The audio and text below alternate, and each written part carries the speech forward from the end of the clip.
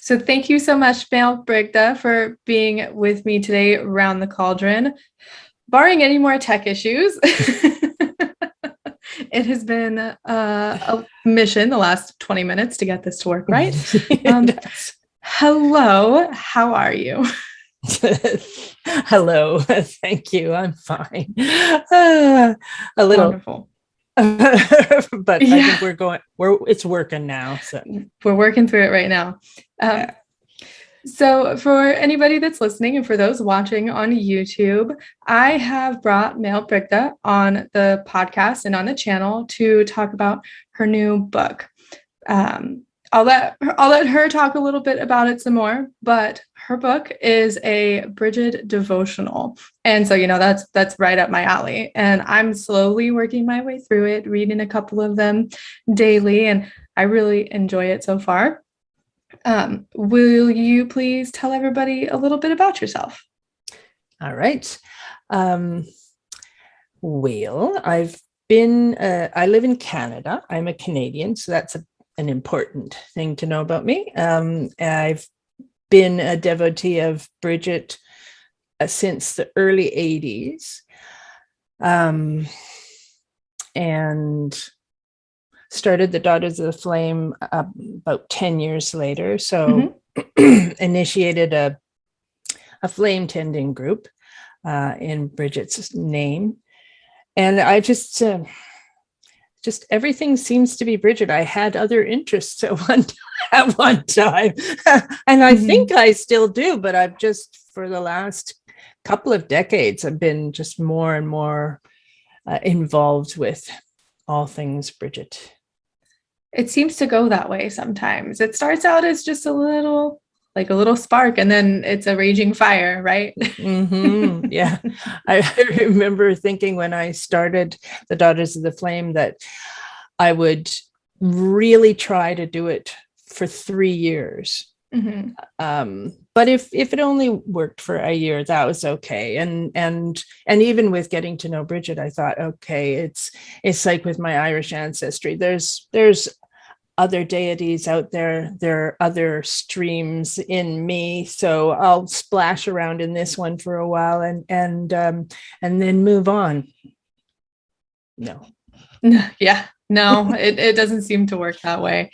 So you said decades. When did you first find Brighid, or when did she first find you? It was the early 80s. I can't remember exactly when, maybe 83, something like that. And I think I had about that big of a paragraph in a book to read about her. I'd never heard of her before because in the particular part of Canada where I live, she's just not a big thing. We've got a St. Patrick's Church, but we don't have a St. Brigid's church or school or anything. So I didn't know about her. And St. Patrick never turned my crank. So I was wanting to be involved with a goddess, preferably, but at any rate, a deity who was not a Christian deity, who was not a monotheistic entity. And I came across Inanna and Nisaba and, other very foreign to me, but very cool deities. But what I really wanted was one that I could connect to culturally. So there would be some part of me that would go, yeah, I understand this, right? And so when I found out about Brighid, I latched on to her. That sounds about right. And so did you start writing poetry as you started working with her? Has poetry always been part of your life, or did it sort of come after Brighid? Because she does have that aspect of being of the bards, basically. When I was quite young, like a kid, I used to write some poetry. But I was surprised to learn that my mother and her friends who were over for coffee didn't really want me to stand there reading my poetry to them. So with that blow to my poetic self, I dropped it. And any writing I did after that was more fiction or essay form or whatever. Mm-hmm. Although, because I didn't have, let me just set the stage. Everyone's heard this before, but in the early 80s, there was obviously no internet, but there also wasn't the groundswell of paganism that there was even before the internet started. This was in the dark days of the before times. And what goddess movement there was, I didn't know much about. In fact, it was a friend of mine who bought me the Women's Encyclopedia of Myths and Secrets. And that was the first I had ever heard that such a thing existed. And that was where I got this paragraph. But then when I went on to try and find out more about her, obviously I went to the library. Where else would you go? Mm-hmm. And I found might have been, I think it was a whole chapter in a Lady Gregory's Book of Saints and something or others. And one whole book by Alice Curtain, an Irish writer from the 50s, which is still actually quite a good book. And it's a miracle that I found that, but that was all I had to go on for that one paragraph or two paragraphs, and those two photocopied books for a long time. And by now I've forgotten what the question was, so I'm just kind of rambling. That's okay. I was just asking about your poetry, because you also have a blog and you write. So I was just wondering where that love of words comes from. But you kind of answered it when you were talking about being a kid and then realizing that they didn't really want you to stand there and read your poetry to them. I know. I've never talked to her about that. But there is a little bit more to the poetry story, which is that, and this is why I started talking about Nisaba and Inanna. I did have to, well, I didn't have to, but I chose to write little poems, praise poems, just a couple, because I didn't have access to anything else.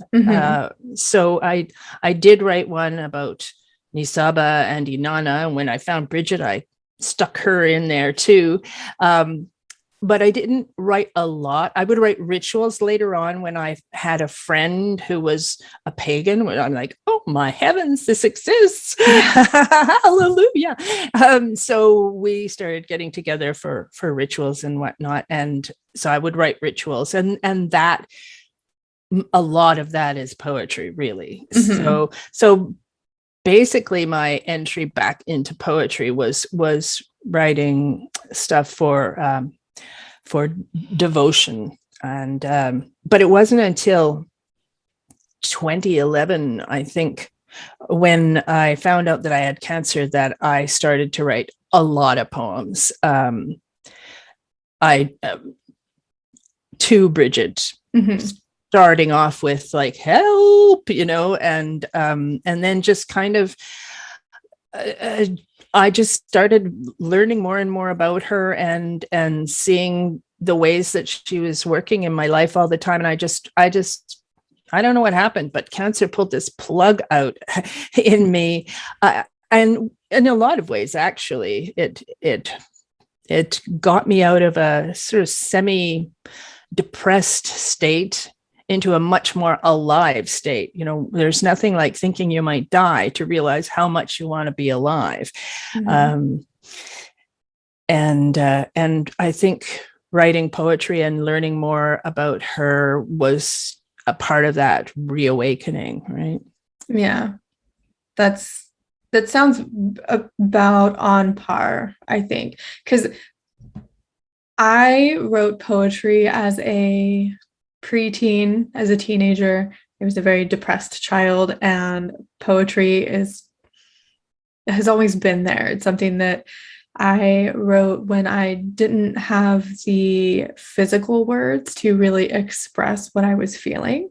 So I would write it all down. I wish I still had some of it, because during those times I'm like, oh, I don't want anybody to read this ever. So I don't have them anymore. Right. But I still heavily connect with Brigid through poetry.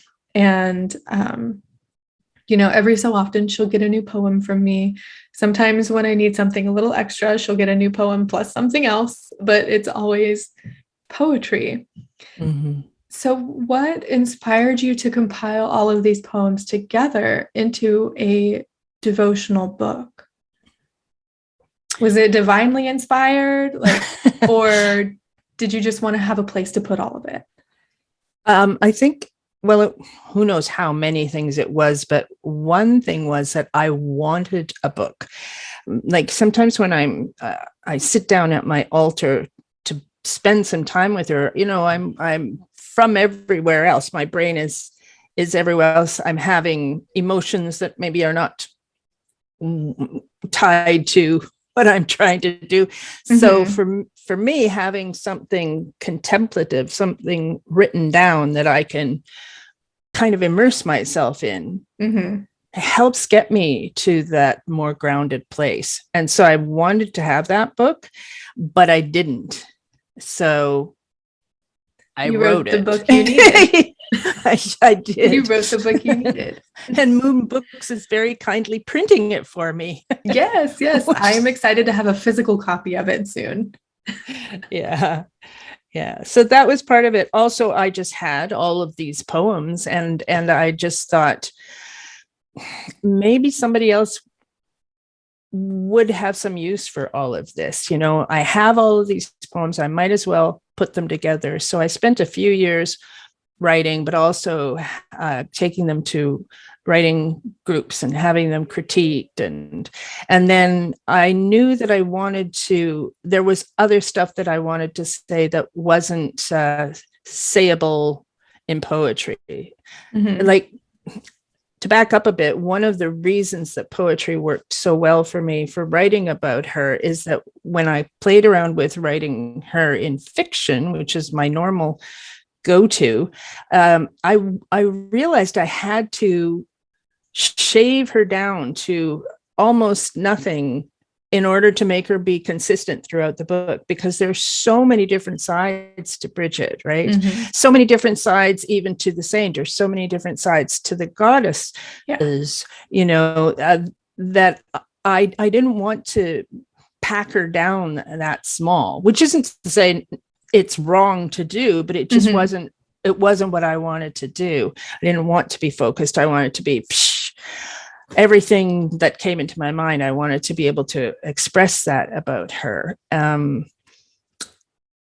But there are still other things that can't reasonably be expressed in poetry, right? So I wanted to write about those things too. So this book that started off as a lot of poetry grew with various essays and introductions and a huge to me who wrote it, glossary, and extended notes for a lot of the poems. Like, not every single poem has a note, but between the two of them, the glossary and the notations are quite a few pages.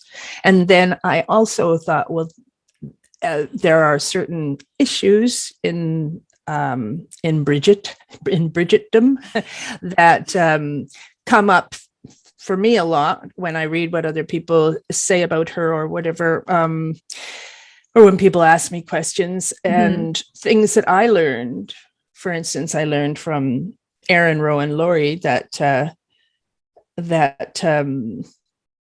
the perpetual flame was not actually limited to Saint Brigid in Ireland. So I'm stopping myself from launching into that whole thing. But I will say that I wanted to explore that idea with people as well. So there are several essays, but I also wanted to give people resources, because I see, at the time I thought, am I trying to do too many things for one book? But I don't think I was. I wanted there to be an inspirational side to it, a contemplative side, but I also wanted there to be an educational side, because that's what people want. Like, we want to learn as much as we can about her, right? So I wanted to have that in there. So I've also got a bibliography and resource lists, and that might, and a daily devotional as well. So I tried to gather together all of the things that I would have liked to have to help me out. And just say it all. That's a lot. That was a lot of work. Oh, my heaven. Yeah. Well, and I mean, you're talking about, like, are you trying to do too many things with it? And in my head, I'm like, well, I don't think there are too many, like, you can't possibly do too many things with it, because Brigid is all those things, not just like one or two or three. And I think it would be impossible to pack everything in one book in general, because it's just a lot. You mentioned that you found her through a paragraph, and over time she has just become an everyday part of your life. Do you have a specific daily practice that you do? Like, I know for me, I always light a candle. Sometimes I'll say a prayer, sometimes I won't. It just really depends on how I'm feeling that day. But I always at least say thank you. And then anytime that I'm creating something, be it writing, crochet, if I'm sewing, or whatever I'm doing, I always mentally say a prayer to her, because that's part of her domain for me, is the craftiness.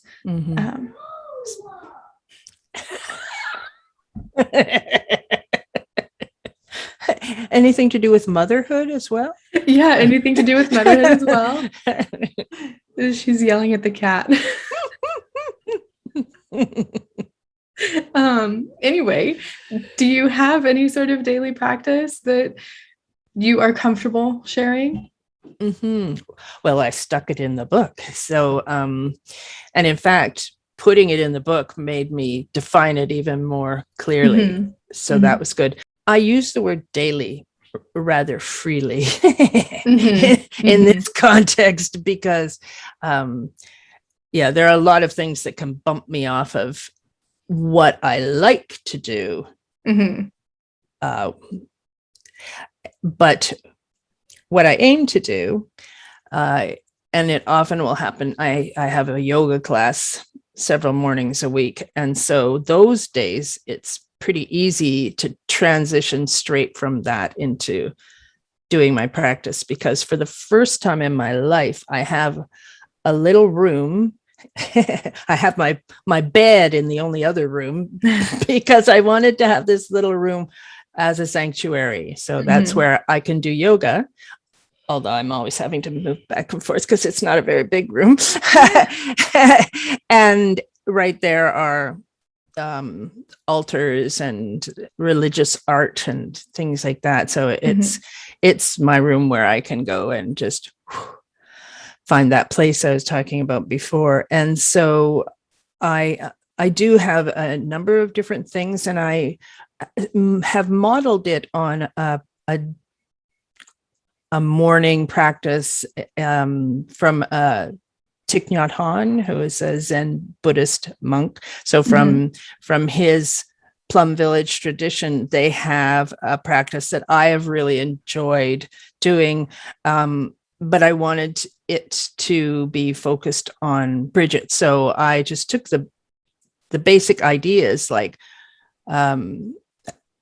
getting centered in your body, a little bit of praise and acknowledgement, returning to your breath, a whole bunch of different things that they have in there, getting stable in your seat. I really benefit from starting off that way. So I created poetry for Brighid to take those steps. So I go through those stages, and it can be done in just a couple of minutes, but I always seem to take quite a bit longer because I like to really stop and embody what I'm saying. I try not to just say it quickly. And it takes, I don't know what it is about me, but it takes some real concentration for me to focus into the words. So I do those.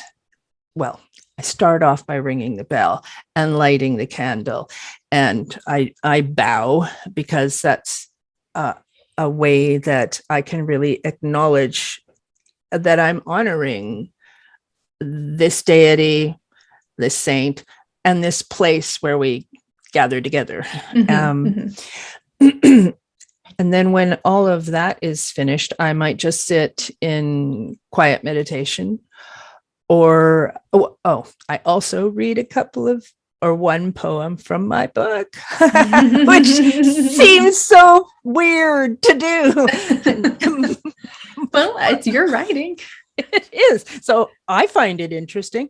And not all of the poems are really inspiring, but there's still things that they might just kind of come at me from left field, like, oh yeah, that's kind of a downer, or yeah, interesting or funny, so I just sit with that, with whatever it is that's coming today. I sit with that for a while. I have a little song that I sing, that kind of thing. So as you can see, this can grow to be quite a long affair, or it can be quite short. And that's the beauty of it for me. I can, even if all I do is bow, invite the bell to sound, light the candle, sit down and say, I think you're great, Brigid. I still, that brings me into the day in a much better way. Yeah, I think instead of daily practice, we should say consistent practice. Right. Because you're right, sometimes the days flow together, or sometimes we wake up with 5 minutes to get ready to go where we need to go, and life just happens. I think consistent would be a better word. or even just chosen, because I'm not always that consistent either. But I always get back to it, Yeah. Well, and I find that Brigid comes in cycles anyway. At least for me, she does. So it sort of brings everything full circle for me to do things consistently or daily for a long stretch of time, and then just sort of like, okay, this doesn't feel like I need to do it as often, and then okay, maybe I don't need to do it at all, and then come back to it like, okay, now I got to do it every day. She seems to come in cycles in my life. Is that something that you notice with her too? Maybe it's just me. Earlier, but I seem so immersed in her now that it's less like that. Like she's here all the time. But I've completely forgot to say the most consistent practice that I've had for, it's creeping on towards 30 years, although it's not that yet, is tending her flame every 20 days. So for 24 hours, I tend the flame, and I might do it in different ways, but I do it. And if I can't do it, I ask someone else to fill in for me. I have even been known to forget. Still, after all this time, I am capable of forgetting. But it is the most consistent practice I probably have ever had about anything. Yeah, I try to be consistent with the candle too. Sometimes I'm not. Sometimes I run out of candles, and then I feel really weird as a witch with no candles. But that'd be a nice poem, right? A witch without candles. One of one of the poems that I wrote for her was basically about the transformation and being laid flat on her anvil as things just kind of crumble and change around me. Very deep and heavy in introspection and digging into shadows and who I am versus who people see. Do you connect with any aspect of that sort of transformative energy that she can bring into people's lives? Oh yeah. And I guess, how do you see that connection? I mean, I am very aware. I think of that primarily as the Smith aspect, although it isn't just. I mean, the healer and even the poet. I mean, they all can lead down those kinds of transformational corridors. But I'm certainly aware of less pretty aspects of Brigid. I mean, you don't forge swords just for cutting daisies, right? Yeah.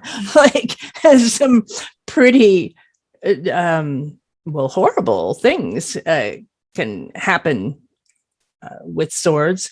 And I think we tend, at least the iconography that I've seen around the smith and the sword in paganism has mostly been really this is about strength in transformation, and that's really important to me as well. But it also, I think we need to recognize that there are destructive ways in ourselves of using our weaponry, right?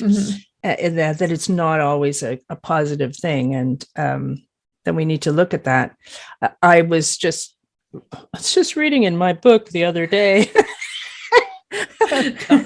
Oh yeah.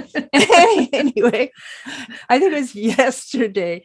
I read one that I think it's called "Brigid Speaks with the Sword," and it's about that. It's about not just the negative, but it's about all the good and wonderful things to do with smithcraft and of the terrible consequences of the sword. Yeah. So again, I think I'm not actually answering your question. I've okay. rolled away from transformation into introspection. How I see a really strong need for us to be much more brutally honest, not brutally honest, because I don't think brutal honesty is very useful a lot of the time, but to be much more honest with ourselves about the damage that we have done in our own lives. Not so that we can just be forlorn about it, but to see how we can change those patterns to choose our own transformation. And a lot of my life has been about that, because I certainly had, I came from a family with a lot of anger, and I had a lot of anger. I still have anger, but I have made it a priority to try to learn how to not do harm with my anger, but to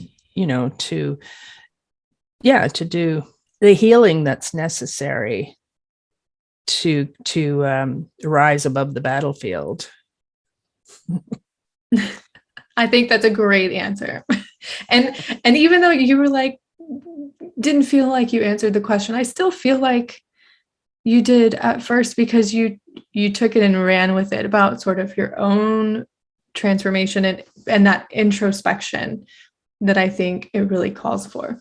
So it makes sense to me. Good. Good. Do you have a favorite story about Brigid, either from mythology or folklore? I'd like to ask people this question because it says a lot about the kinds of stories that they like, but it also opens up a pathway of learning different stories about Brigid because there are so many, and also seeing that there are many different aspects of her too. So do you have a favorite story, or can you pick? I no, I don't have a favorite story. I have a lot of beloved stories, and I'm trying to think. This has been coming up for me, her connection to the voice. So the poet, obviously, in Brigid's time, you didn't just jot down your poems in a nicely flowered book. Your poems were created to certain patterns that you've learned, right? Certain oral tradition patterns to make them easier to remember. But they were said out loud. You would deliver your poetry out loud, and often I think poetry was sung as well. So why we don't call them songs, I'm not sure, but anyway. So there's that the goddess has that connection to the voice. She has also, there's, okay, where does that's in Shannas Cormac, where we talk about the three sisters Brigid, who are daughters of the Dagda. There's also a story in Liorgola Erin, I think it is, where she's with the kings of the rams, the oxen, the boars. And then at the end of that, there's a very short thing where they say she is the one who created, I think I can't remember exactly how it says it, but I think it's a whistle for calling in the night or something. I've heard it described as a rape whistle, but there's absolutely nothing in it. It says nothing about rape. Right. I suspect it's really for communication, so when you're doing a cattle raid or whatever, you can. Right. Yeah. And also there's the thing about demonic voices in that same story, although demonic just means probably pagan, right? Yeah. But definitely not what we approve of as Christian scribes. So there's all of that about the goddess having something to do with the voice. There are a couple of things in St. Brigid's huge cornucopia of tales that are also to do with the voice. The one that's coming to my mind right now is about a girl. So St. Brigid is visiting these people, and she says something to the girl. I think she asks her what she wants to do with her life. Does she want to, take the veil or marry or what? And her mother says, there's no point in talking to her. She can't speak. She's 12, I think, years old, and she's never spoken. And St. Brigid is just, I'm going to talk to her, and I'm not going to go anywhere until she answers me. I don't want you to answer for her. I want her to answer me. And so, of course, eventually the girl does speak, and she says what she wants. I'll leave that as a cliffhanger. but remember, this is in one of the saints' lives, so you can probably guess what she wants. But the important thing for me is it's about our voice. All of these things have to do with, and again, the goddess Brigid, of course, this is the most popular one. I don't know about popular, but the most commonly referenced one is in the Cachmoitura, where her son Ruadan dies, that she raises the first keen herd in Ireland, right? So these are all, like, to me, really powerful expressions of how we can embody with our voice who we are and how we're reacting to the world around us, to the situation we find ourselves in. I know for myself, I have kept my mouth shut a lot in my life, having learned how much harm I could do not keeping my mouth shut. I have kept it shut a lot. But even back when I could throw a tantrum and say hurtful things, most of the time I kept myself quiet. I didn't show or say who I was or what I needed.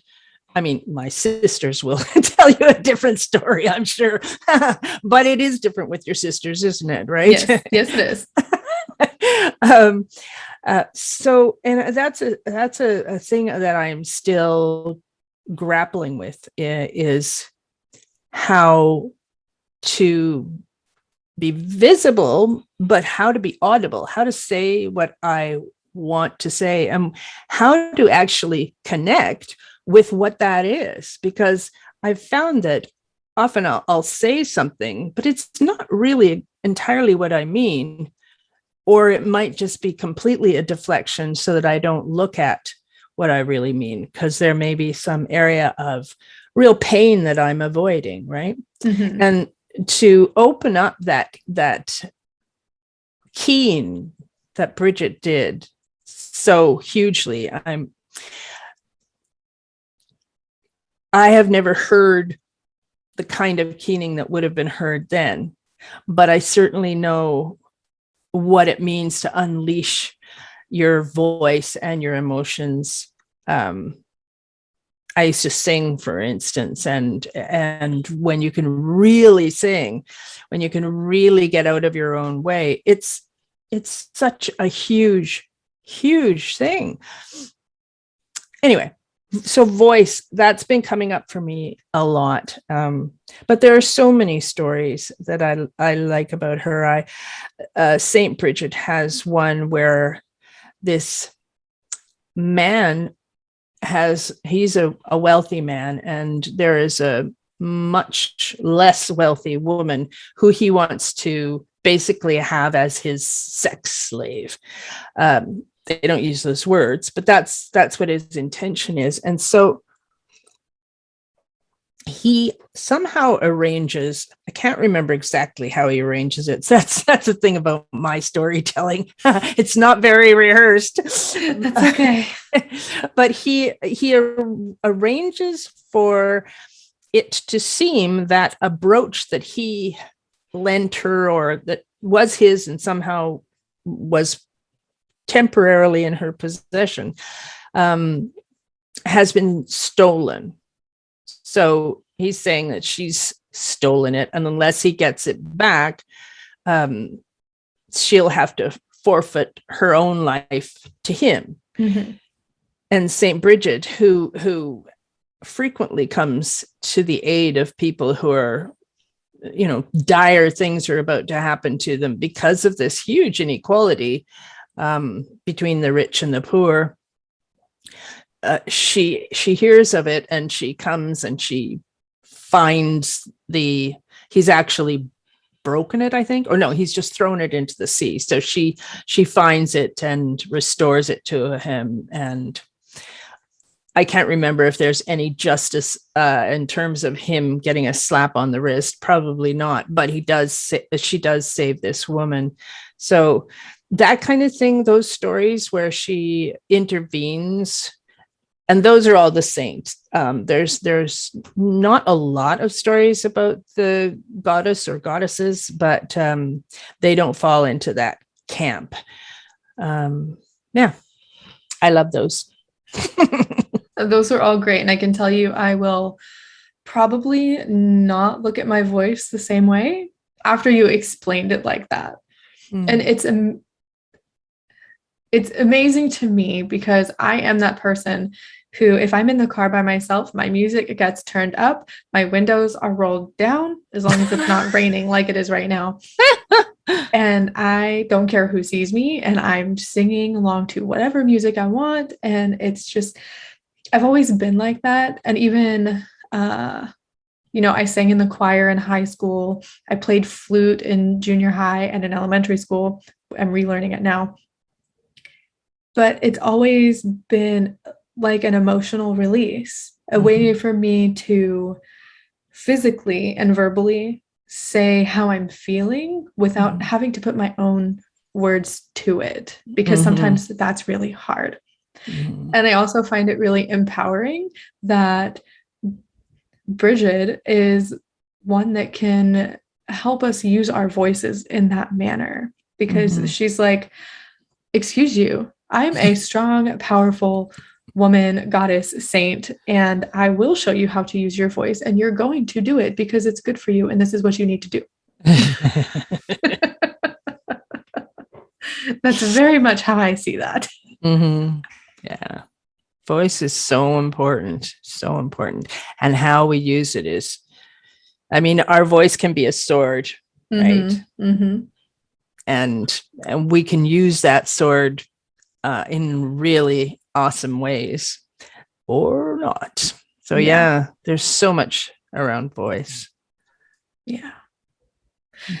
Well, I think we've covered a lot of stuff. Do you have anything else specifically that you would like to say about your writing or your book, about, or just about Brigid in general? Like, is there anything extra that you want the readers of your book to take away from it? So many things popped into my mind.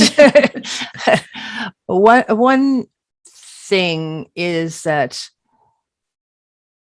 I want people to know that whatever their path is with Brigid, that's their own unique story, and it's good. I quite a bit in the book and in blogs and all over the place, I say, well, this is actually UPG, and this is something that most of us believe, but it hasn't actually, it's a modern idea, stuff like that. So I sometimes worry that people will think, well, she only believes this and this and this are cool, and she disses the rest of us. And I actually don't feel that way. Like, I think Brigid is somebody, like we were saying, with so many sides to her, and obviously we're all going to have our own UPG about her. I'm sure there's no one on earth who has exactly the same relationship with her that I do, but that they're all valid. All I ask is that we try to claim what is our UPG, and be okay about learning that what we were told and have come to believe might not be true. Because that was a hard transition for me to make. But I think it's really freeing, that you mentioned the word community earlier, and I really do feel like we are a huge and wonderful community. Like, Brigid has had so much love from so many people for so many centuries, and here it is, just like ballooning into this huge, amazing, very variable thing. And it's just, I think it's wonderful. It feels like a big blanket, a quilt, a quilt to me. So yeah, it's a gift of love. The book is, to her and to her devotees, or anyone who's interested in her. Wonderful. So I guess that is all, unless you have anything else that you would like to say. I would like to ask if you would tell people where they can find you online. Obviously online, Yeah, that would be scary. Get out. Yeah, and I just realized that I was supposed to organize that, but I didn't get you those links. But I am that's on okay. We could do that later. Okay.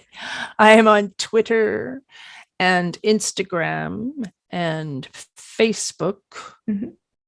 I teach classes. I have a website, which I think you have the URL to. And so my classes, there are links to them there. They're all about Brigid. And one is a huge one about poetry and Brigid. Where else am I? Pinterest, but I really haven't figured out Pinterest. Like, I'm not a fan of Pinterest. Is anybody out there? That's how I feel sometimes posting on like Twitter. Like, okay, here's this post. Here, have it. I don't know if anybody's listening, but here you go. I like seeing your posts, but I have the same feeling. Oh dear. But yeah, that's all I can think of off the top of my head. And I will get you those links. Of course. And for anybody listening or watching, those links will be in the description if you're watching on YouTube, or in the show notes if you're listening to the podcast. Where can people find your book and when does it come out?